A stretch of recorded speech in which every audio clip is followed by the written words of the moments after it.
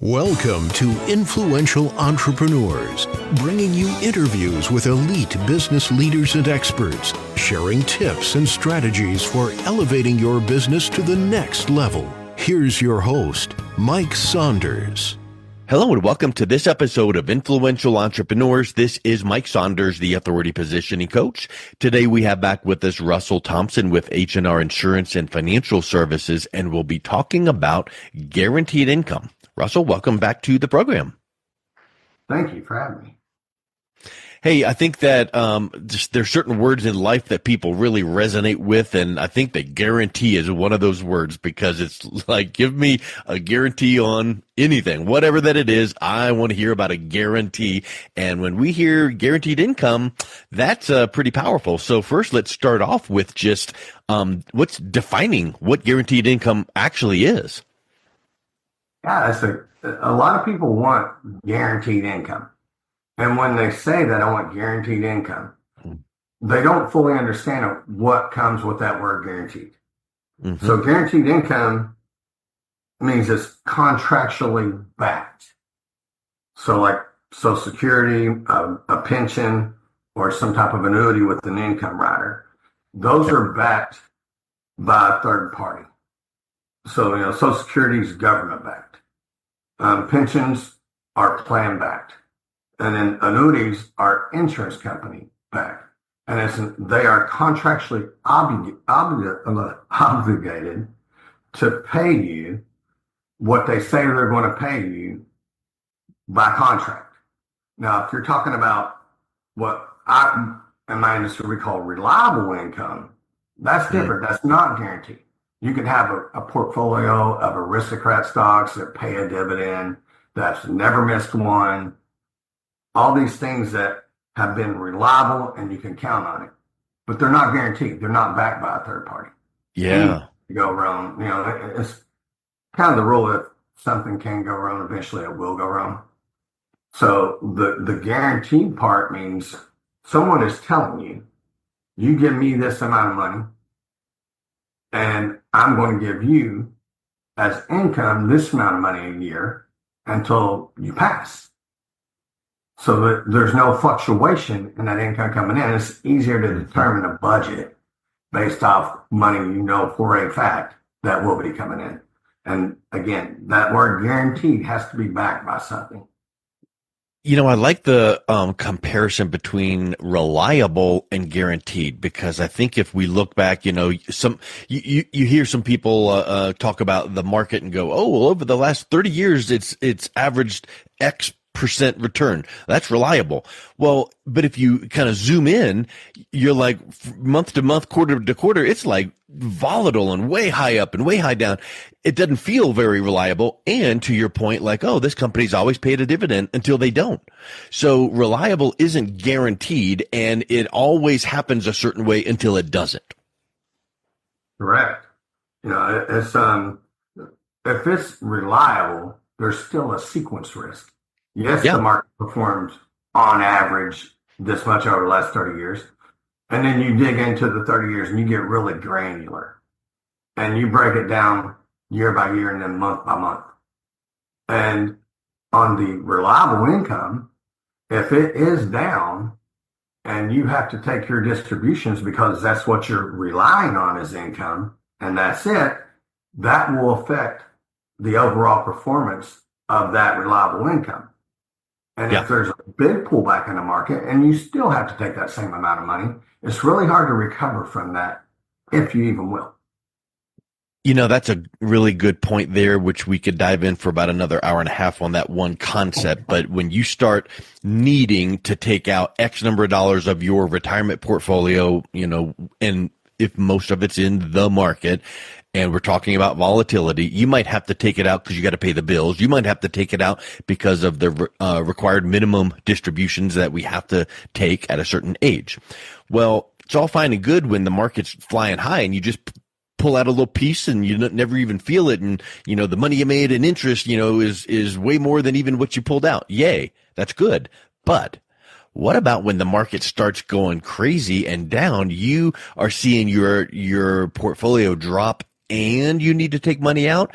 So now it's a double whammy. And then the thought hits you, well, I got to hope that it comes back enough to recoup that. Well, if it goes down 15%, you got to get way more than 15% to recoup. So now you feel a little bit tempted to maybe, well, let's take a little bit more risk and see if we can get that, recoup our losses. Well, then you're chasing, and now that adds fuel to the fire. So I think that's never a good strategy. So you bring up a great point there on that volatility. It's like you're chasing a never-ending solution.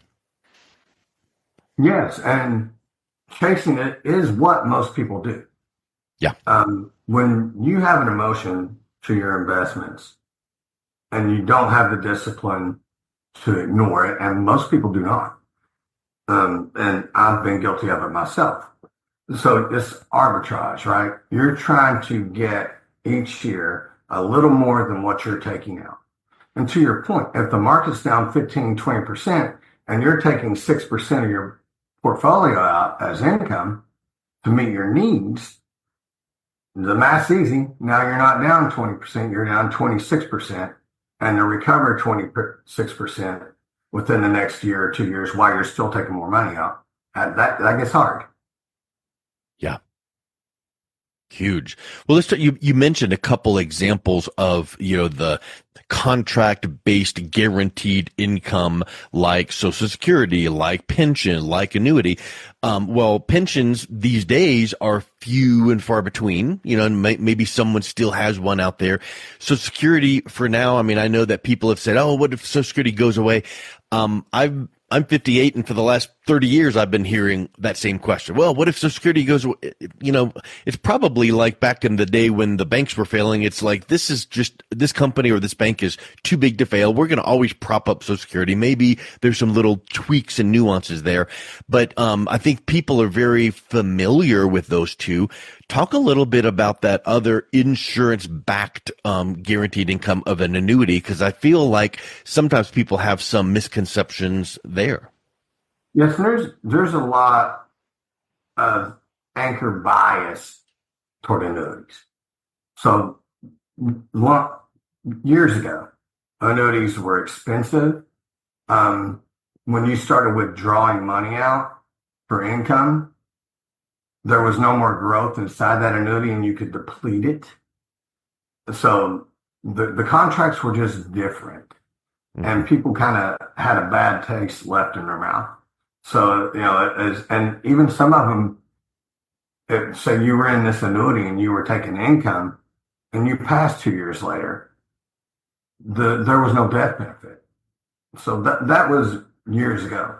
Now they've gotten so much better to where when you get into each annuity and it's structured and there's a contract written saying, okay, you give me this amount of money, and they will actually do a spousal rider on it so that when the first person passes, the second person still gets that amount of income per year, which is great. Because, Social Security is not like that. But this is for both lives. And you give them $200,000, and in 5 years, you're going to start that stream of income. They will tell you the guaranteed amount that they will pay you for the rest of you and your spouse's life, or you if you're single. And there's a pool of money these life insurance companies have, and they're required and it's audited to pay these. So it's not just them. Their credit rating is important, but it's not just them saying they're going to do it. There is a system set in place to make sure they have the money to do it. Yeah. And this is really reliable. I've not heard of any. Again, I'm 55, and I've never heard of a life insurance company person that has gone under, that has filed bankruptcy. They get consumed by other life insurance companies who honor those obligations if that was to happen. Because it's contractual. Exactly. So that money has to be somewhere waiting for you to take it. It's your money. You can actually, then like you said, pensions are few and far between now. Outside of a government job or state job, you really don't hear of them anymore. because there's a lot of legacy costs in a pension, and businesses have learned that they obligate themselves to pay this pension. That is an expense to them that they are obligated to pay. They can't get out of. So they went more toward pushing 401ks. But you can move a portion of your 401k, it's called a 401k rollover, into an IRA, into an annuity. So you're moving some of your retirement into this income stream that you know will be there when you retire. So it's very important to sit down with a professional and keep an open mind, and don't listen to what your grandparents said about annuities or your parents, because that's based off their experience or what they heard of an experience of things that happened many years ago. Yeah. And I think we could keep talking for a long time just on that one point alone, but I think that, back in the day, annuities had a black eye, but all those things mostly have been fixed. You got to just get the right one for you, and it's contractually obligated to pay you how it's set up.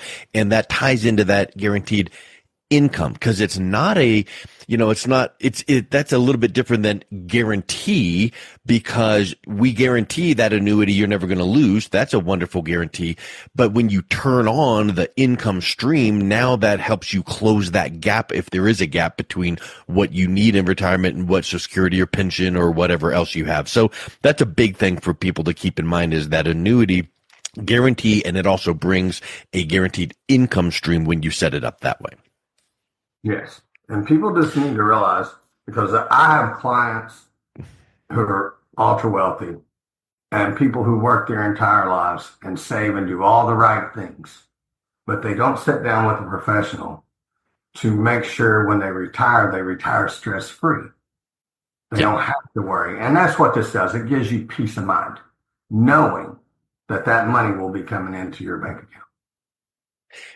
We talked about the word volatility, and then you just said peace of mind, and those two words don't go together, right? When you have your money in the market, and volatility rears its ugly head, you're watching the news or logging onto your computer or getting your quarterly statements, and your heart sinks in your stomach, because it's like, oh my goodness, volatility, and it was down. And that peace of mind is something that is so important. And I would venture to say, maybe you even have heard of this before, but there's probably studies out there where people, when they have their money buttoned up nicely and you have that peace of mind, you're actually going to live a longer life and a more peaceful life because of that, versus, I'm always worried that my money's going to be going down. That's such a good point. There's tons of studies. I wish I had that data in front of me of how it is tied to life expectancy. So what happens when you retire, you pay more attention, because as you're working and gaining wealth and building your retirement, you just work and you put money back. They take it out of your check into a 401k or whatever avenue you have that you're putting into retirement. But studies do show, and they changed industry recommendations. So I remember years ago, probably 15, 20 years ago, the financial professionals would tell people, look, you can take 5, 6% a year out of your investments. Well, when people retire, now they're watching. Because they have time, they're paying attention. Where before, when they're growing up, they're not paying attention. They just know it'll be there when they retire. So as that more people retire off investments rather than pensions, what has been found out and what's recommended now is 3% a year. And the reason being, people can't leave it alone, because now they're watching. And when they see this news on the market going down or whatever happens that causes volatility, and there's lots of things that causes market volatility. It's like, what can we do to stop the bleeding? So they'll call their advisor and say, I want to go to cash. I don't care. Go to cash. And they're down. And then they wait until the market's back up to get back in. They have a hard time just relying on the system and how it works. Yeah. So they make bad decisions. And that money that's recommended taken out percentage-wise is based off the emotion of retirees when their money's all in the market. because they're concerned. What happens if I live long? What happens if the market just goes away? Now, I hear that much. Worst case scenario, Sure. the market goes away. Hypothetically, you can say that. I'm not sure what the world would look like if that happened. But when you have this annuity and you peel off some of your profits and you put it into this guaranteed income, you don't worry about it. You don't watch it. You may base what vacation you're going to take off market volatility and timing, or when you buy a new car, or how often you go out to eat. But as far as your bills and your income, you don't worry about it. It's like you're working and getting paid. And that's what it is. You go to work, you work X amount of hours for X amount of dollars. And when you go to work, you are confident that business is going to give you that paycheck. Now you're retired and you're not working. You can't just work more hours, or you can't, or you don't, not maybe physically able to take another job. So all this cuts that out. And stress is just a huge killer. So if you remove that stress out of your life, you'll have a happier and healthier life. Yeah, it makes total sense. I know you talk about income structure. Talk a little bit about what that looks like and why that is so important when you're talking about guaranteed income, because I'm sure at a certain age, you need to be saying, hey, we need to move a good percentage of your money out of the market into some of these guaranteed vehicles so that, we're structured the right way. But talk a little bit about income structures. Yeah, so it's a great point. Now, most people it's not recommended you put all of your money into annuities for income because they are not liquid, and people need to realize that. Yeah. There's surrender periods, usually for income is anywhere from 7 to 10 years, meaning if you change your mind and you no longer want this income, you just want the cash, what comes with that guaranteed part is you are obligating that money to be there for a minimum of 7 to 10 years. So if you go, okay, I just want my cash, I think I can do better, there's a penalty for that. Now, that's the reason you don't want to put it all in there. You need liquid money. Mm-hmm. So structuring what becomes your reliable income is very important. So you have your guaranteed money, your Social Security, maybe a pension, and an annuity. And then you have the rest of your money. And you will have it in a portfolio of dividend-paying stocks. There's tons of very savvy strategies to create income that are tied directly to the market. So you can go in and pull whatever sum you want or need from that. So you have your guaranteed money that is going to be there, allows you to play a little bit more with your reliable income as things change and needs change. So when you have both reliable, guaranteed, and then a portion of it still in growth, some type of a growth portfolio, so that you're getting more growth. And what comes with the more secure or reliable investments is the growth potential is not as high as something where, say, you're just in the S&P 500 and it grows great. So you have multiple strategies there for your retirement money that allows you to get more growth. And you have the guaranteed income, and then, again, your reliable income. And a lot of times the reliable income will pace with inflation. Yeah. But it won't outperform it.